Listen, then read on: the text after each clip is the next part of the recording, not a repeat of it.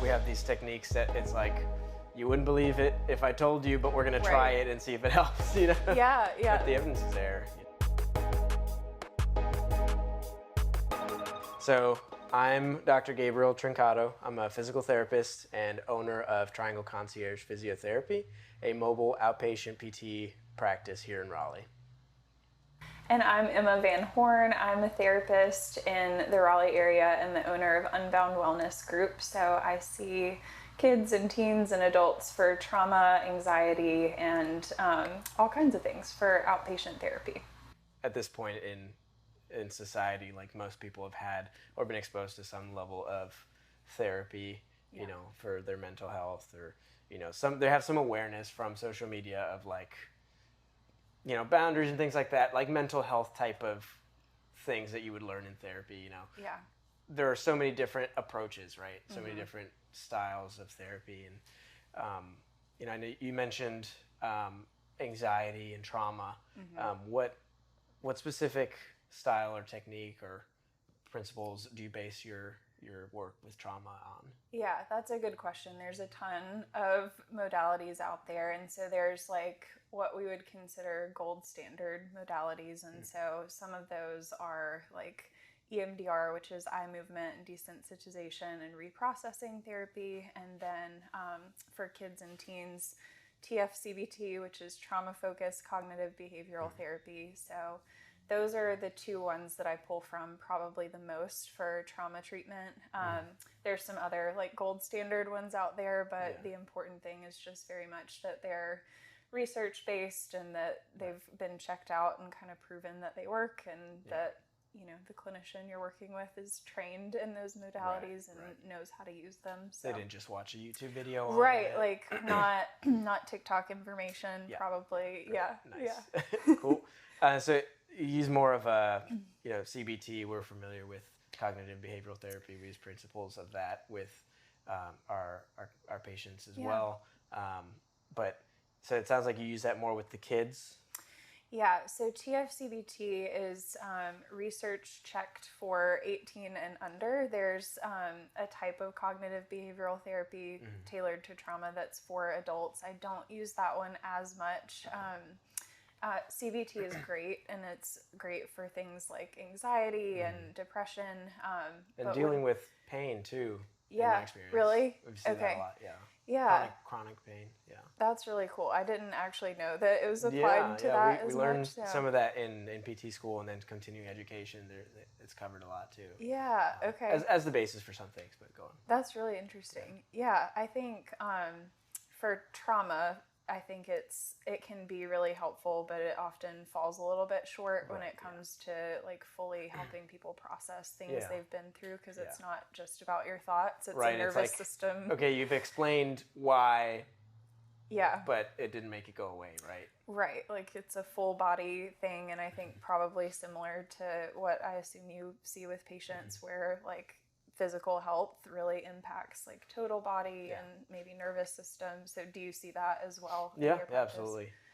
There's a big interaction between, you know, your mental health and what's happening cognitively in your brain with your physical health, you know, and pain experience. For sure. You know, everything does go through the brain, you know, even motor function. So tell me a little bit more about the EMDR. Yeah, so EMDR, acronym for eye movement desensitization and reprocessing. So that is just a therapy modality that integrates like some somatic practices, so body-based practices where we're really helping people kind of digest using the ability that their brain already has. It's a lot less cognitive. We're not trying to think your thoughts away. We're not trying to like reframe things, but it's a guided method of using eye movement, bilateral stimulation, and it's a very scripted protocol where we go through different things that have been kind of research checked to help people use those like self-healing properties in their brain to process events that they've been through, or even can work for anxiety or OCD to kind of process future fears. So it's a really, really cool modality. A little hard to explain, sounds a little kooky, but it is actually very well researched and has really, really great outcomes. So. I think a lot of things that we use. There's evidence for them, Yes. but they do seem a little kooky. You know, like we use mirror therapy for people with strokes or stroke-related pain, or just, you know, like motor function issues or sensory issues, where they're looking in a mirror at the reflection of their one side as if it was actually like a window to the other side. Okay. And they're like, well, why is moving my non-affected side going to help my affected side? You know, so in a sense, it seems kooky to them too, you know? Right. But there are, you know, the research is that there are these mirror neurons that help improve function through that just observation of looking at somebody else or something else moving, but also partly working off of the idea that you're tricking your brain into seeing that it's doing what you're telling it to do. And so it's kind of in a similar way, like we have these techniques that it's like, you wouldn't believe it if I told you, but we're going to try it and see if it helps, you know? Yeah. But the evidence is there. You can see if you like it or if you don't, but don't make a judgment off the explanation. Yeah, don't not do it. Yeah. Let's try it first. Yeah. I would definitely also be like, well, that's kind of weird, but I also would be willing to try it too. Like, I think that's kind of cool. Right. And like, I'm always down to try something once, you know? If it's not harmful, so. No, it has very, very low like risk to it. There's not a lot of harm that can be done. There's obviously parameters, very important that you're doing it with somebody, again, who's like trained and knows how to do it. But I think, it can also be really helpful. It doesn't, like when we talk about trauma, I think a lot of people think like, oh, it has to be some huge event, but this can really be like simply life circumstances that have kind of piled up over time to create dysregulation. It can be job stress or bullying or things that have happened throughout life. So it can be helpful for a lot of people, for sure. Yeah, I mean, I can't say personally like that I've ever had this big traumatic. Well, that's not true. I probably have, but most of the things I think about, you know, at times are these small memories of like something that happened that seems so small that if I ever mentioned it to somebody, they'd be like, "Oh, that's what's bothering you," but it is still affecting me. So I can see why that, you know, you can consider those as trauma and something that could be worked to improve on, because, you know. Like I said, they seem so minuscule, but if it's affecting me, you know, years down the road, like it's not that small, right? Yeah, well, exactly. And we kind of describe it like the brain is like a filing cabinet, and the things that we think about the most or that create the most like emotional reaction are often things where like the paper's kind of hanging out of the file folder, and so EMDR is really beneficial in helping kind of file those things away, like no matter how big or small that might be. Yeah. This is going to be so childish, but when you talk about the brain as a filing cabinet, I immediately go to the SpongeBob episode where he becomes a like high-end waiter. Okay. Yeah. Have you seen that one? Okay, I did not watch SpongeBob growing up. That is... It's you have to go watch this episode, because basically he trains his brain to go from like fry cook to perfect like high-end waiter, you know, for fine dining, and he reorganizes his brain so much so to do that perfectly that he lost track of his name. So the file in the filing cabinet that contained his name, he couldn't find it. So like there's 2 minutes straight of like the entire you know, office in his brain like on fire. Like, what's his name? And I think you would appreciate it. Okay, I'm gonna have to go watch that episode. However, EMDR does not wipe your memory, just so we know. Right, So, you know, when people have, you know, anxiety or, you know, some trauma, I'm sure there's a lot of skepticism about like how therapy can actually help. If my thoughts aren't logical, you know, how is it that therapy can help? Yeah. So I think a lot of people, like one of the most common things I hear from people when they're talking about therapy, especially related to like trauma or OCD or anxiety, is like, well, I already know that this thought that I'm having isn't logical, or maybe I already know from like a cognitive or mental perspective that I'm not in danger, but like I feel so bad, or I feel panicky, or I'm having all of these symptoms, but I know it's not true, but I can't get past it. And so I think this is where, when I was kind of referring to some of the CBT stuff, and this is not shade to CBT, it's a great starting point, but I think this is where it falls short a little bit, where like we can rationalize our thoughts and kind of fact check them, but sometimes at the end of the day, our body is very like dysregulated in response to some of those patterns. Can remind yourself it's not the case, but fight or flight's still happening. Like, right. Yeah. So I think that is where, like, in my opinion, good therapy kind of goes beyond just what we think, and kind of helps us to figure out, like, how do we sit with emotions a little bit better that are coming up in response to certain thoughts? How do we kind of rest and digest our body back into a state of calm? And kind of sit in maybe some acceptance with some of those thoughts that come up, instead of doing that tug of war with them where we're trying to rationalize everything.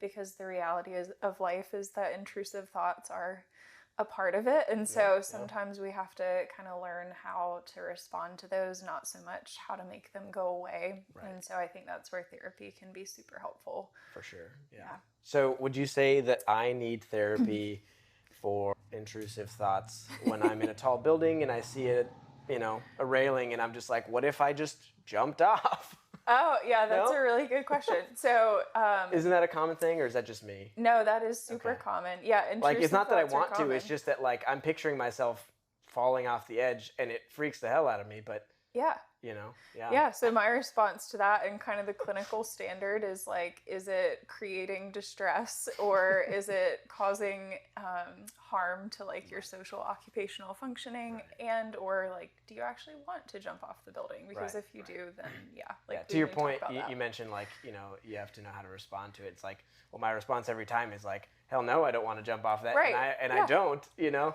I choose not to. So I guess in that case, I don't need therapy for that. Right. Yes. Unless those thoughts are creating a large amount of distress for you, then that is your brain's like very protective way of saying, like, what are the ways that I could be harmed in this situation, which is a very actually like biological survival method. So we don't actually want to take that away. Right. But if you were having trouble like moving through those thoughts or with how to respond to them, therapy would be a good idea. Was that a good example of like of kind of what you're talking about? Yeah, so definitely intrusive thoughts like that, but somebody who struggles with maybe OCD or an anxiety disorder may have difficulty like responding to that thought, or maybe devaluing its presence in their brain, and it might feel very, very distressing that it's there, because there's difficulty like sitting with the emotion that it brings up. So I guess maybe a more practical, like, real life situation that I probably do need therapy for is when I'm doing something, like I have a task that I'm trying to work on, and then my ADD brain sees something and says, oh, I should do that now, actually, instead of what I was already working on. And then I get distracted, and then I didn't finish the first task. And it does affect me. Things don't get done. Yeah. And, I don't know how to, like, in the moment, I don't respond appropriately. Right. Like, instead of saying that can wait, it's just, I through the process of, getting from A to B, I run into, 4 different things, and I start maybe 2 or 3 of them, and it's like, and it just throws off like my to-do list. Yeah. Which continues to get longer and longer. That one is really tough, and I think like you're not alone in that struggle for sure. But yes, that is a form of intrusive thought as well. It's just a little bit like less scary.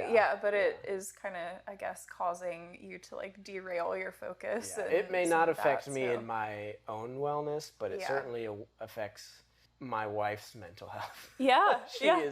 She is more upset than I am about it, but right. So that would absolutely... Which in turn affects me. Yeah. So there you go. It comes back full circle anyway. Well, that would definitely be something to like chat with a therapist about if you feel like you need some support around that. Because that's that clinical criteria of like social functioning being impacted. But for sure, you're not alone in that for sure. I too am in the neurodivergent camp, so also struggle with good company.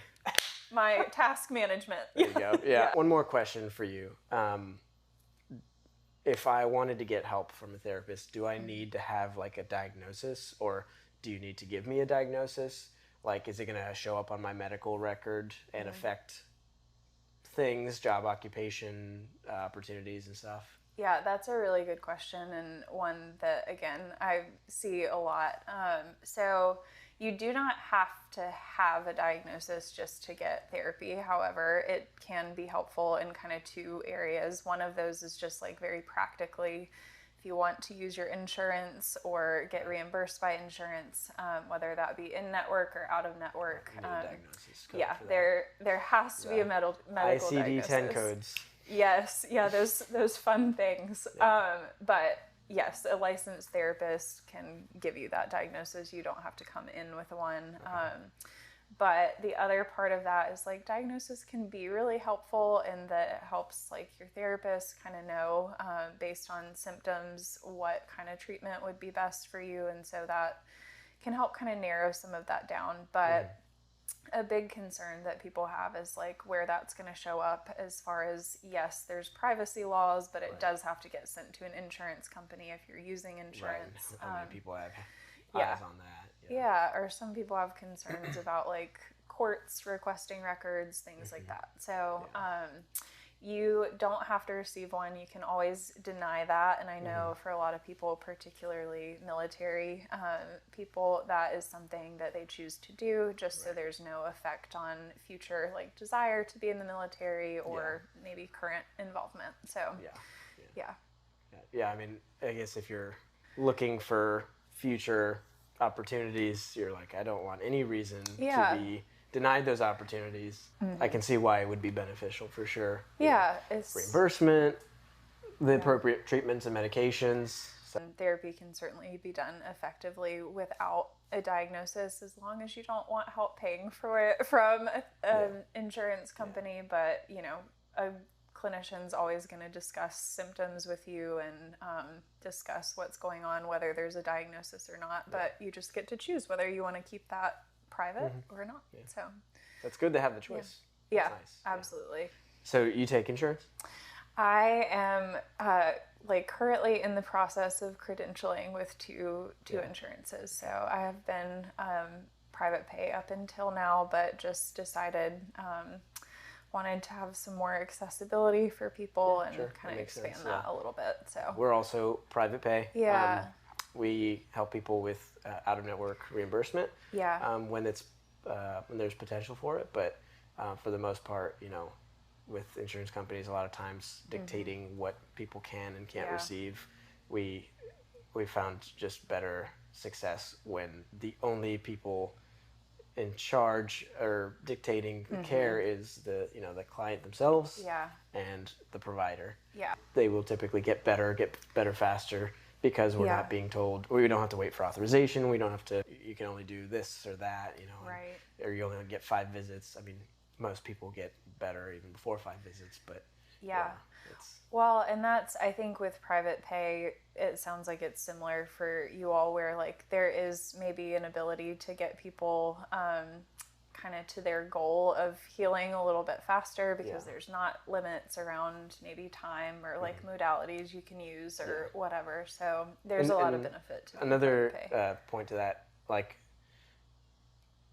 if people wanted to see you through insurance, they probably need a referral, or do they not need a referral? So not typically. The two that I'll be paneling with typically don't require a referral. So there are certain ones, especially like military involved, like TRICARE is almost always going to require a referral, but I don't at this time work with them. But and that can also be a delay in care, right? Like if they have to go and get a referral, they first have to wait however many weeks to get in with their PCP to then get the referral to then schedule with you. Right. When they could come see you directly and be seen a lot sooner. Yes, absolutely. And sometimes, I mean, with PT, it's not usually like, this, what's the word here, like emergency situation where people need to come in for PT. It's usually, it could wait, but it is nice when we can get to see somebody like within the same week. Yeah. But with mental health, trauma related stuff, I feel like it's even more important to be seen in a timely manner. Yeah. Well, don't sell yourself short though, because I think those two things are also very interconnected, like especially when you think about like the maybe athletic population, like for people who cope a lot through maybe running or working out and they have an injury and they can't do that, like that also don't get me wrong, we AJ playing himself, So I think getting in quickly, like that is really important. No, in your field as well. For sure. I agree. Yeah. But I also, like if something else comes up, I'm like, listen, take care of that. Right. We'll address this when we get a chance. Yeah. But certainly helping people like sooner, because there's a lot of beliefs that go into and play a role in injury. Mm-hmm. And so a lot of times people are like, oh, I injured this, I pulled this, that's like my career's over, or like my this activity that I participate in regularly, like I can't do it anymore. And it's when I can see them early on and assess like the during the acute phase, it's like you can usually tell people that the situation isn't as dire as they think. Right. Because I know what's going on. They don't. They just know that they're in pain. And so, that education up front early on is typically very helpful and doesn't usually require a lot of follow-up after that. So it's usually like that one educational session helps a lot going down the road, and people don't usually need more than that with acute injuries, like, Okay. So that would be like a runner coming in with pain and being like, I can't run anymore, like I'm done, I'm out. Like it's just started. And then you get to Like when people can pinpoint like it just started, I can usually tell them, one way or the other. It's usually the people who have had an issue for, weeks to months. Yeah. That, they may need a little bit more care, because typically it will naturally go away on its own. But in this case, maybe it hasn't. Maybe there are some things exacerbating it that we need to work on. So that's a really cool thing that you get to do, that education, and maybe help people feel a little bit more hopeful even before maybe some of the like actual treatment starts. And usually people feel, I always like to ask, like, how do you feel like after this session? Do you feel like I provided a lot of value? And they're like, yeah, you helped me a lot. Usually it's a lot of education, and I would say, especially on that first session, besides all the evaluation and assessing, like I'm more of a teacher than anything else in that moment, like educating on what's going on and what they can expect. So that's kind of similar. We call it psychoeducation, and that's what like most of the first sessions are just like, hey, like you're describing these symptoms, and this is kind of what I think is going on, and what you can expect and what you maybe can't expect. So, well, if that's called psychoeducation, then maybe I should call it physioeducation. That's a good one. You should coin that, and I should coin that. Sell it to the schools. I'll sell it to somebody. Whoever will buy it. Right. Cool. Yeah. Well, I think this has been very informative for me, and hopefully it has for you. And absolutely. Whoever's watching. Oh yeah, I really enjoyed getting to kind of hear a little bit about your stuff and how that works and how you serve clients, and it's been fun. Yeah, awesome. Well, thank you for inviting us to your office and getting to chat, and the lighting of your awesome windows in your new office space. So. Well, thank you for coming all this way, and for sitting in my half-decorated office. I really appreciate it. It really looks great. Honestly, I like the walls not having. Yeah. Stuff. Okay. It's not too busy. Less is more then? Less is more, yeah. Okay, that's actually Mine just has like a bunch of posters of human anatomy. It's like, maybe I should have this. Oh, well, I feel like it's for educational purposes for the most part. It's probably useful. It's not pretty. Well, this is pretty. Yeah, well, thank you. Thanks for being here. I appreciate it.